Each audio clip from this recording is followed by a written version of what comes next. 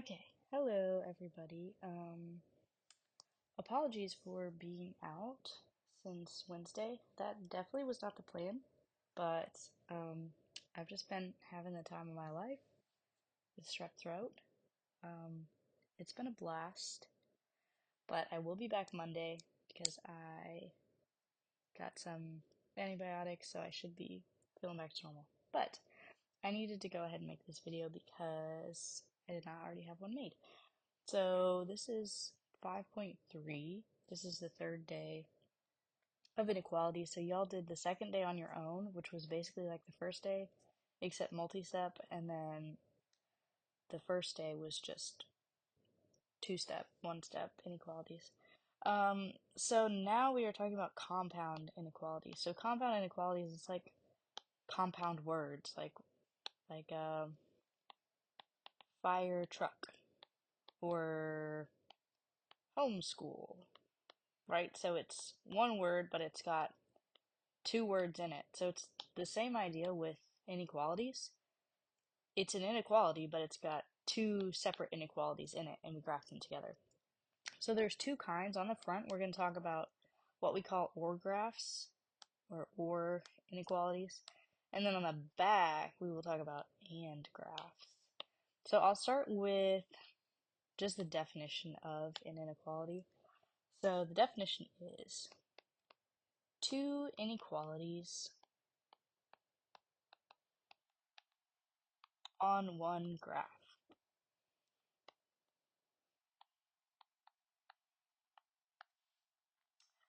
Either graphed outward or inward.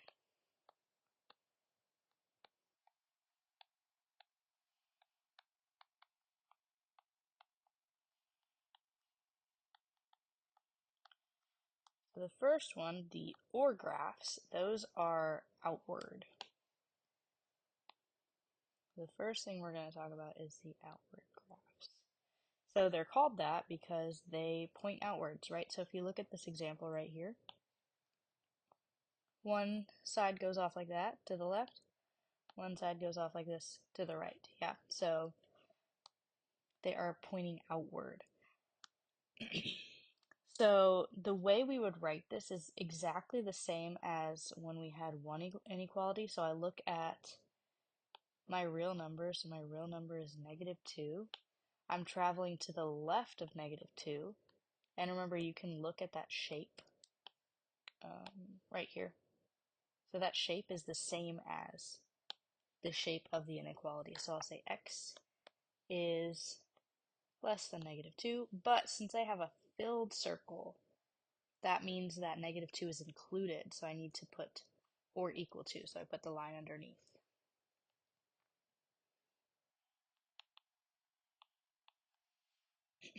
And then on the flip side, I've got the number 2. I'm going to add a highlighter so I've got some variety. Make it pink is nice. Yeah, we'll do pink.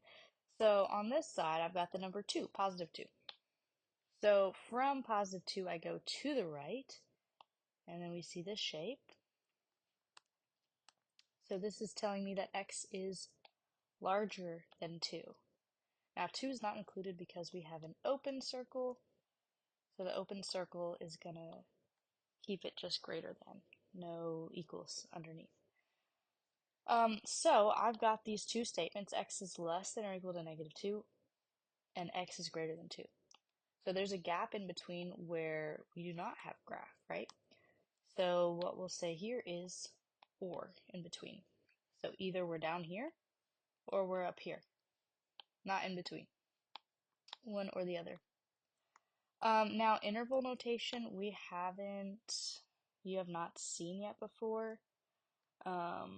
But basically all you want to do is look at from left to right, where do you have graphs? So over here, since I have an arrowhead going off to the left, this implies that we go on forever and ever and ever. So that means I can go as low as -infinity. So the furthest left I can go is -infinity. And then I'm traveling, traveling, traveling, traveling, and then I stop right here at -2. So at -2, there's a boundary. And then I have this jump, and I jump from -2 up to +2. And then I can go all the way up to positive infinity, or just infinity we'll write. So again, I use or, and I also have a few symbols that I use. So I've got the filled circle, the less than or equal to. We use a bracket to show that it's included. And since the 2 is not included, I use a parenthesis. So brackets are used for closed circles or the symbols that have the equal sign underneath it. Parentheses are used for open circles, numbers that are not included. So the symbols that do not have the equal sign underneath. And then negative infinity and positive infinity, those are not real numbers, those are ideas. So you can never technically reach infinity since it is not a set place. So for infinity, you always use the parenthesis. But yeah, that's it. That's all we're doing today. That's the whole rundown. And please don't be too freaked out by this section. We are gonna quiz over it next Friday, but we'll review Tuesday, Wednesday, and Thursday. So no school Monday, but we will review this Tuesday, Wednesday, Thursday, and I'll basically reteach everything one day just so that you have it in person. Anyways, let's run through a few examples. I might skip around just a little bit. I'm not sure yet. Oh, I guess I'll keep an eye on the time because I don't want this to go too long. But we'll just jump right in. So up here at the top, I had a graph and it was already laid out for me. But here I've actually got something I need to solve. So this is like what we were doing back on day one, right? So you isolate the variable, you put it on the graph. We're just doing it twice now. There we go.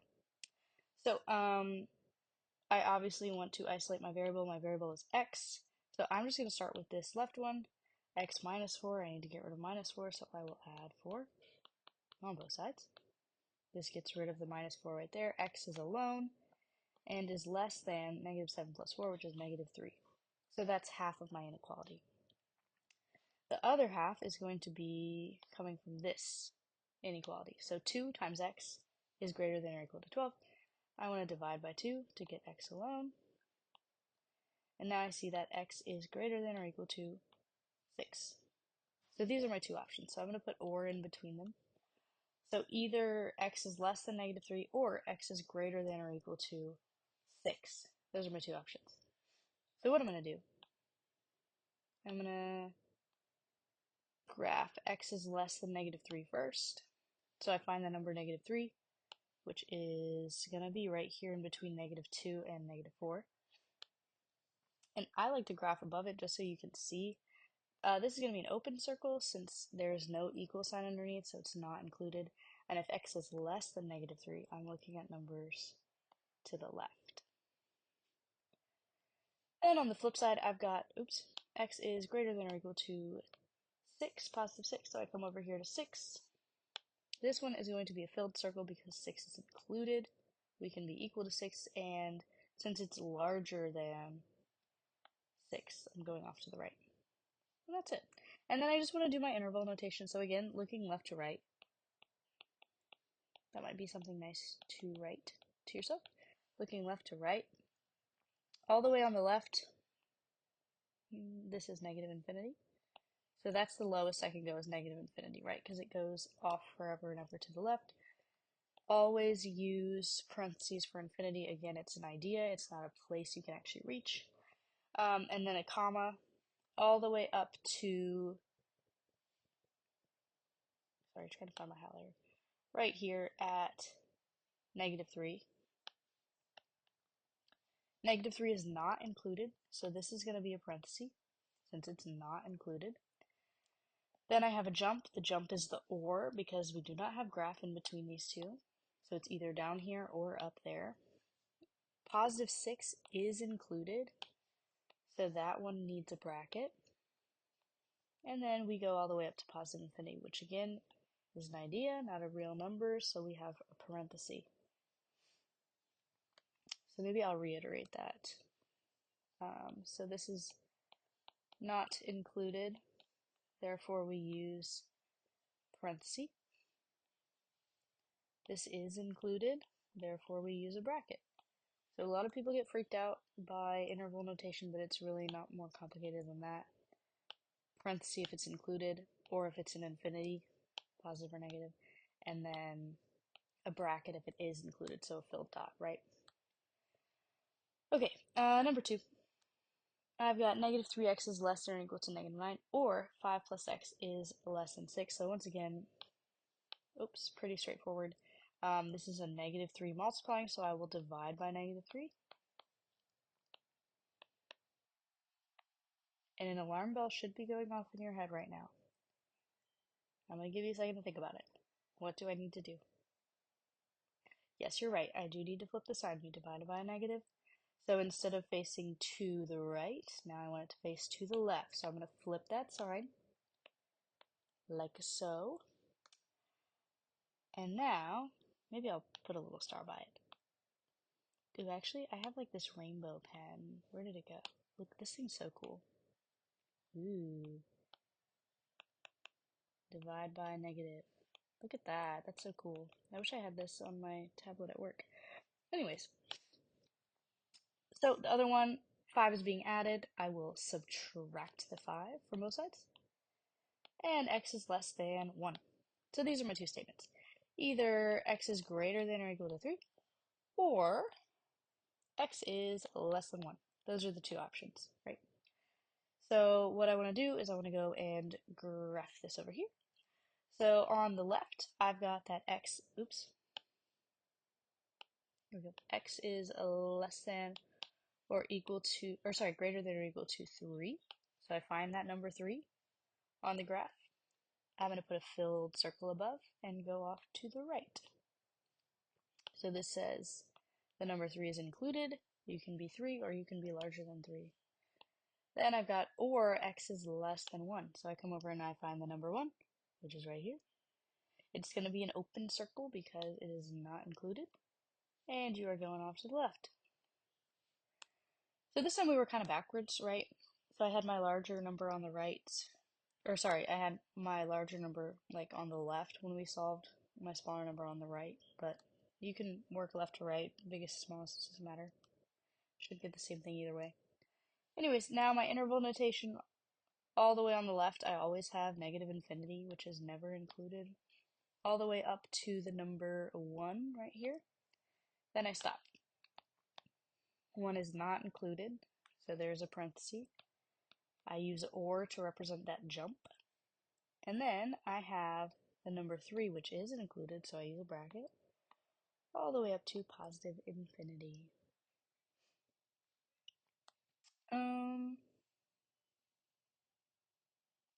Yeah, I think I'll just do 2 more. But I'll have the answer key for everything on Canvas, so you have lots of examples. Anyways, maybe I'll switch up my pens. Okay, so on the left, I've got 2x plus 9 is greater than 17. This is a 2-step, so far we've just had 1 step. Now it's 2-step. Same thing, but 1 extra step. Oh, sorry, I don't know what's going on. Anyways, so 2 times x plus 9, always add and subtract first. Please, please, please. I'm gonna start mixing up the colors. Maybe that'll click for some more people. So I've got something multiplying by x. I've got something adding to the x term. So you always add and subtract first. So I'll subtract 9 from both sides first. Then I get 2x is greater than 8. Then I want to get rid of that 2. It's multiplying, so I will divide. Now I have x is greater than 4. The other one, 5 times x plus 10 is less than 10. I'm again adding and subtracting first. I'll move the 10 away from both sides. Or sorry, move it away from the left side by subtracting on both sides. I got 0. Don't be scared of 0. I'm dividing out the 5. So when you divide 0 by a number, you get 0. This is not an instance where we have something undefined. So now I've got my 2 regions. I've got x is greater than 4 or x is less than 0. So I'll just start with the x is greater than 4. I find that number 4. I put an open circle above it, and we are going to the right because we're saying x is greater than 4. Then I've got x is less than 0, so another open circle. Neither of these numbers are included. And I go to the left. So what I look at here is going to be looking left to right again for my interval notation. So all the way to the left is negative infinity. So the first thing I write is negative infinity.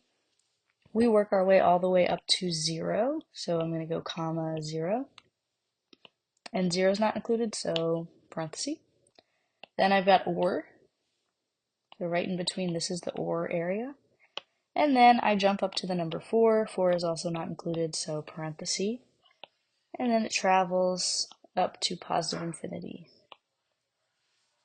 Right, so that kind of shows you the map, like left to right. So left is negative infinity, stop at 0, take a jump up to 4, and then go all the way up to positive infinity.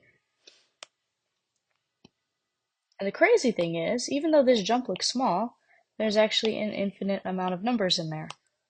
Right? There's an infinite amount of numbers between 2 and 3 as well. Right? Think about all the fractions that live between 2 and 3, or between 0 and 1. Kind of crazy. Anyways, I think I'll keep these colors going. I think that's probably helpful. So once again, I've got two steps. So what I'm going to I'm going to do 5. I like 5 better. So 4 will be on Canvas. So I would encourage you to fill that out if that is helpful to you. But I'm going to skip it just for time's sake, because I want y'all to have a little bit of time to practice this. Okay, so negative 6x3 is less than negative 15. Again, I have a 2-step. Always add and subtract first, so I'm subtracting 3 from both sides. No surprises there. Negative 15 minus 3, I get negative 18. I want to divide out a negative 6. Think for 2 seconds, what do I need to do? Yes, you do need to flip the sign. Make sure you flip the sign. So maybe make yourself a note with your sparkly color changing pen. Dividing by a negative, flip the sign. Don't forget, very easy mistake to make, divide by negative, flip. So I was facing to the left, now I'm facing to the right. And also it's gonna make your graph messed up because we're doing compound inequalities, so that turns into something new. Now, this is still throwing people off. I've got 1 minus x. The 1 is not negative. The 1 is the thing I want to move away, so I will subtract 1. I do not have x alone right now. I repeat, I do not have x alone right now. I want to know what x is. Not negative x. I need to divide by negative 1 to make this regular old x. And yeah, you guessed it. I divided by a negative, so once again, make sure you remember to flip your sign. So instead of facing to the left, instead of having greater than or equal to, I've got less than or equal to negative 4. So that is my compound inequality. I'll squeeze an or in right there. So what I've got in orange is x is greater than 3, so I come find the number 3. 3 is not included, so open circle going off to the right. And then my pinkish purplish one is x is less than or equal to negative 4. So this is going to be a filled circle because it's included, going off to the left. For my interval notation, again, just look left to right. On the left, because I have this arrowhead, it trails off to negative infinity, the smallest numbers you can think of. Always use a parenthesis with infinity. You can't get there. It's an idea. All the way up to the number 4, negative 4, which is included, so I'll use a bracket. In between is the or. We have a jump and we call that or.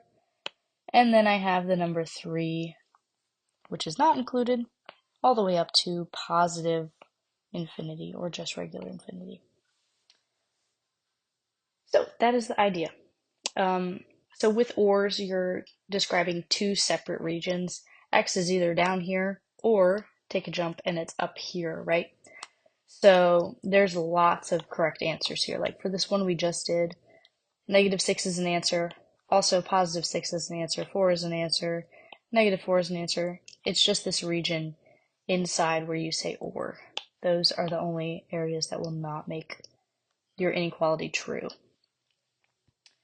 Okay, so once again, like if you are getting behind me at all, I know I'm moving a little faster. I don't know how fast everybody is able to write because I'm not there, but you could always have your Chromebook pulled up and be following along with the key to get these filled in.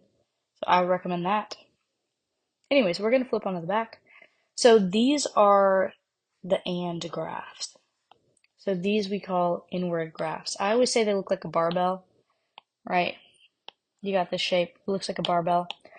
But now we're discussing an in-between region, an inward graph. So like for this one, I've got just between those two numbers, we have graphs. So before we were spreading out, going down to positive and negative infinity, but now we've got only like real numbers that we're dealing with. Okay, so for this graph, how I would write this, I've got the number -2 on the left, so I'll write -2. It goes all the way up to +1, so that's the other one I would write. So the region that we have here is in between, right? So we're less than 1, like this, less than or equal to 1, but we're greater than -2. So we write it like this. So the trick here is if you write your smallest number,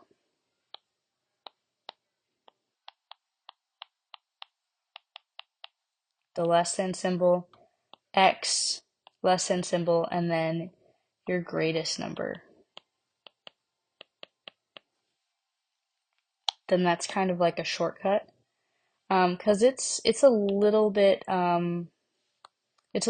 backwards from the other trick, right? So the other trick was to look at the arrowheads, but now since we're writing it with only one x, it doesn't work. So don't use that trick here. Anyways, but now we don't have infinity, so our interval notation will again use the numbers -2 and 1. It's in between those two, so the comma is saying like between. So like between -2 and 1, we have answers. -2 is not included, so there's a parenthesis. +1 is included, so it has a bracket. So it's just going to look slightly different what we're doing on the back. Okay, so now this is kind of the tricky part. So what we see here is a compound inequality, or an inward graph. And you'll notice there's an x in between here. And there's also two sides. So you'll isolate the same way. So all you do is look at where x is, right? Oh, I didn't mean to erase that. So you look at where x is, and you say, what's keeping x from being alone? Well, the +4. So for me to get rid of +4, I subtract 4. Now, normally it's what you do to one side, you do to the other side. But now, how many sides are there? 3. So you have to subtract 4 from all 3 sides, if you will, or regions, right? So subtracting 4 will cancel that 4 in the middle. On the left, I get -2. On the inside, I just have x. On the right, I have 5. So it's not any more complicated than that. You're still just isolating x. Look at where x is, isolate it, and then you are doing that to all 3 of your, I guess, sides, we'll call it 3 sides, yeah. And then for me to graph this, all you got to do, you look at those numbers. So I've got the number -2, which is right here. You've got the number 5, which is right there. I'm going to have a filled circle over -2, an open circle over 5, and then connect them like that. For my interval notation, it's just like what we did right here. You take the first number, comma the second number, and then your parentheses are going to determine what you group them with, right? So -2 is included, so bracket.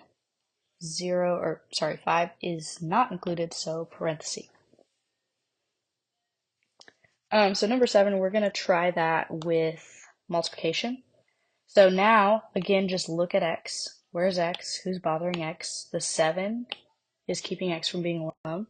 It's a multiplying 7, so I will divide by 7 on all 3 sides. So I canceled the 7 in the middle, so it's just x here.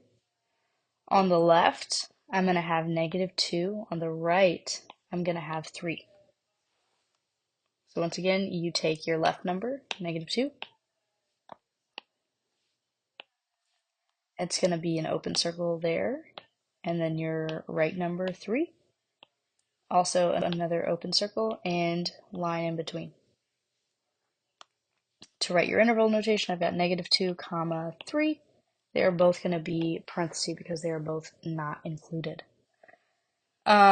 Number 8 is like number 6, and just for time's sake, I'm gonna skip it. It's literally the same thing. You're just gonna add 3 to all 3 sides. Number 9, I've got a 2-step, so I want to do this with you before I leave you to an exit slip on Alex. So here I've got another and, compound inequality, inward inequality. What I want to do is, of course, get x alone. Looking at x, there's 2 things happening. 3 is multiplying, 4 is subtracting. Always add and subtract first, so what I'm going to do is add 4 to all 3 sides, like so. So I cancel the 4 from the middle, it's just 3x now in the middle.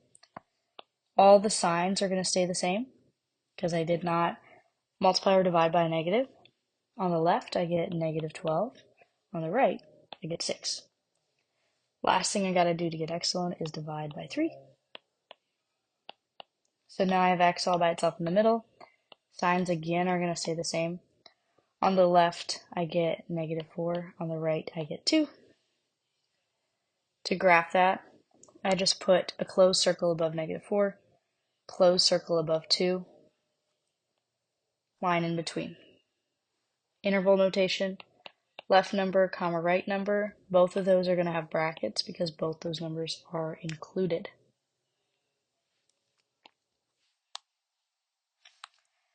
Okay, last one we're going to do, number 10, and then you should have time for your exit slip because I've only been talking like 28 minutes. So I've got, of course, my x term is in the middle. I've got 4x plus 1. What I want to do is get x alone. So I'm going to subtract 1 to start. Always add and subtract first. 1 is gone from the middle. I've got my symbols that are going to stay exactly the same. On the left, I get 0. On the right, I get 12. Last thing I got to do is get rid of this 4, so I will divide by 4. So now x is all alone in the middle. Symbols again are going to stay the same. I get 0 on the left and 3 on the right. So when I graph this, I put an open circle above 0. I put a closed circle above 3. And I draw a line in between. Once again, for my interval notation, I use my 2 numbers 0 and 3, comma, separate them, parenthesis on 0 because it's not included, bracket on 3 because it is included. And hey, nice job. Yay, we did it. So I know that this section can be a lot, especially since I'm not there to teach it to you in person, and I'm sure you've got lots of questions. But please just go into the exit slip with an open mind. Look at your notes. Look back and forth. It is the same stuff, I promise, promise, promise. Okay, so the exit slip is on Alex. It is 3 questions. And it is going to be due Sunday, but you should have time to finish it now. Also, everything missing is still due today.